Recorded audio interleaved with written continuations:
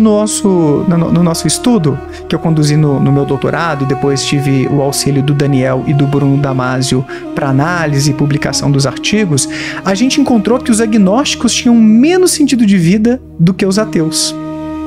Por que a nossa interpretação? Os agnósticos talvez... Ficam no meio termo ali...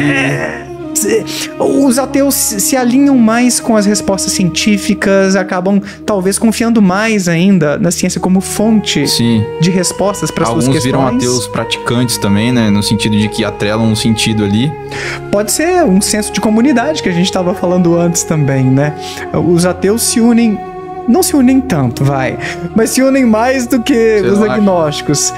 Eu acho que existe uma união em certa medida quando a gente tem como pauta, por exemplo, apontar os problemas oriundos das religiões. Então eu vejo os ateus unidos ao endereçarem críticas às organizações religiosas ou a certas crenças religiosas que têm impactos nocivos sobre a sociedade. Eu vejo uma união aí.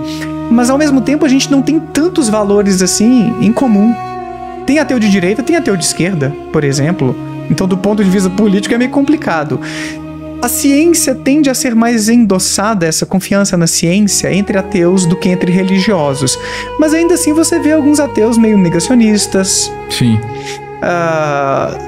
Que abraçam certas pseudociências. Existe o ateu místico. A gente tem estudado agora ateus que acreditam em algumas coisas sobrenaturais.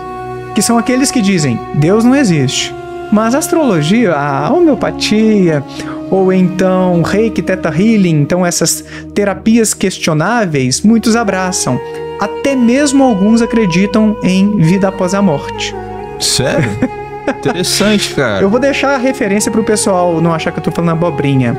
O estudo do Bullivant, de 2019, trouxe esses dados pra gente, inclusive ateus brasileiros, estadunidenses, da Inglaterra, do Japão.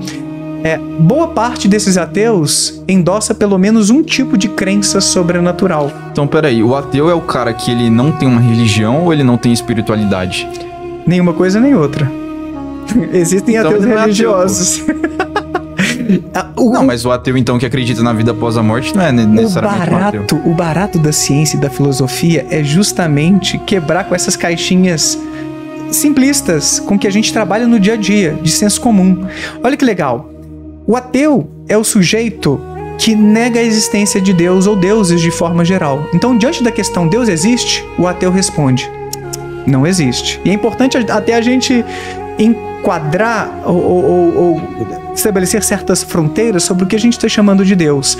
Deus entendido aqui como um ser pensante, um ser pessoal, que criou tudo o que existe e tem um interesse especial pela humanidade. Então, é esse criador que mantém um contato com a gente, que tem um interesse, normalmente um interesse positivo na gente, né? Embora possa ter suas punições e coisas do gênero.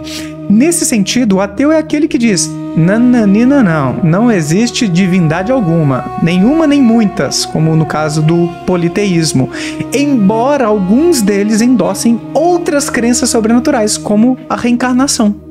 Então tem dados, cara, isso aqui não é simplesmente, eu tenho uma amiga que, então a sua amiga não é uma ateia de verdade. Ela responde ao questionário, eu estou usando o exemplo da Jana aqui, mas pode ser qualquer ateu místico, como a gente chama um ateu espiritualista. Responde lá, Deus não existe, mas quando você pergunta sobre astrologia, reencarnação, amuleto da sorte, amuletos que trazem sorte, coisas boas para sua vida, muitos marcam que sim, que concordam ou que acreditam naquele tipo de afirmação. Então, é uma incongruência total, né? É o que a gente fala. Eu não sei se é uma incongruência, porque eu acho que a gente por muito tempo associou a figura do ateu ao sujeito muito racional, muito científico. Mas eu acho que esse também é um estereótipo que tem que ser questionado. Pausa rápida aqui. Se você assistiu até aqui, considere se inscrever no canal. Isso nos ajuda a trazer convidados cada vez mais incríveis e ter conversas mais interessantes. Então, se inscreva no canal e ative o sino das notificações para não perder nenhum episódio. Então, de volta ao podcast. Porque a gente briga muito, Cauê, para confrontar esse estereótipo do ateu é o cara que não tem diretrizes morais, que você não pode confiar porque é desonesto, porque não tem ninguém vigiando para punir. caramba, longe... Cara, tem estudos mostrando que isso é bullshit mesmo, é besteira. Não dá pra confiar nesse tipo de estereótipo. Mas também o estereótipo do cara ou da mulher super racional, alinhada ou alinhado com a ciência, é questionável. Existe uma tendência de os ateus confiarem mais na ciência do que os religiosos. Existe uma tendência estatística para isso. O estudo do Bullivant, que eu mencionei de 2019, Understanding Unbelief, se não me falha a memória, esse é o nome do estudo, constata isso. Mas também constata que boa parte das pessoas que afirmam não existe Deus acreditam em algumas coisas sobrenaturais. E existe também um ateu religioso que me desafiou por um tempo e agora eu tô conseguindo entender esse camarada ou essa camarada, que é a pessoa que nega a existência de Deus, mas continua identificado como uma religião e muitas vezes participante daquela religião. E aí, nesse estudo do Bullivant e no nosso estudo também, a gente está analisando isso, alguns ateus marcaram lá, você se identifica com alguma religião, com qual? E colocaram lá, cristão. A maioria, aqui no Brasil. Então são ateus cristãos. Não, mas ele tinha pelo menos que colocar uma opção. Ele poderia colocar, não participo de nenhuma religião. Não tenho religião.